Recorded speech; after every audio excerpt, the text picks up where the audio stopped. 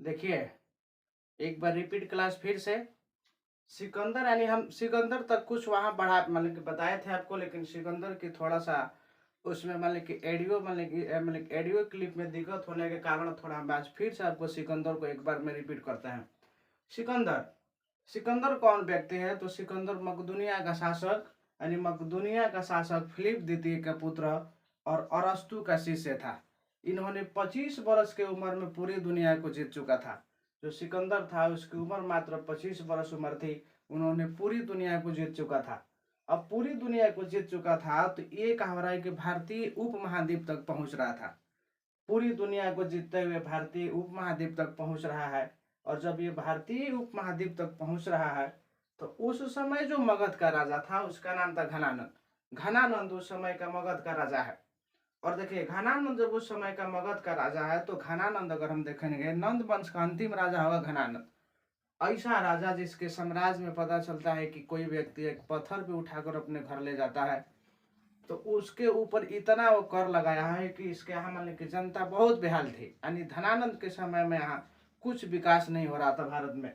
इसी समय पूरी दुनिया को जीतते हुए सिकंदर भारतीय उपमहाद्वीप तक पहुंच रहा था। और जब भारतीय उपमहाद्वीप तक पहुंच रहा है तो तक्षशिला के गुरु थे जिनका नाम था चाणक्य। चाणक्य को अगर हम देखेंगे तो चाणक्य चंद्रगुप्त मौर्य के गुरु थे और ये तक्षशिला के एक महान गुरुओं में से एक थे। जब इनको ये बात पता चलती है कि सिकंदर पूरी दुनिया को जीतते हुए भारतीय उपमहाद्वीप पहुंच रहा है तो ये जो चाणक्य थे ये घनानंद के पास गए। और जब ये घनानंद के पास गए तो इन्होंने ये गुहार लगाई कि आप मगध के राजा हैं और आप मगध के राजा हैं तो आप ही क्या कर सकते हैं, इस सिकंदर से बचा सकते हैं। नहीं तो अगर सिकंदर एक बार अगर भारतीय उपमहाद्वीप में प्रवेश कर गया तो पूरी मतलब कि भारत को तहस नहस कर देगा। लेकिन ये घनानंद इनकी बातों को नहीं सुनेगा और नहीं सुनने के बाद चाणक्य को बेइज्जती करके उनकी शिखा को कटवा कर उन्होंने अपने साम्राज्य से बाहर हटवा दिया। अब देखिए, ये तो ये मतलब कि इनकी कहानी थी। पंजाब में एक नदी थी जिसका नाम था झेलम। झेलम नदी के उस पार सिकंदर की सेना थी। इस पार माने झेलम नदी के अगर उस पार देखेंगे तो एक पोरस नाम के राजा था। पोरस और उसके बाद सिकंदर से मतलब कि वितिस्तर का युद्ध होता है।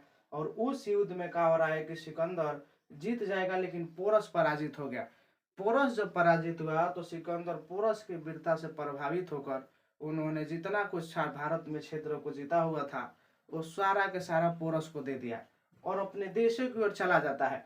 29 वर्ष की अवस्था में इसको ऐसा प्रतीत होता है कि 29 वर्ष की अवस्था में इसे टाइफाइड बुखार होने के कारण इसकी मृत्यु हो गई थी, है ना। झूलता हुआ बगीचा में सिकंदर को दफनाया गया है।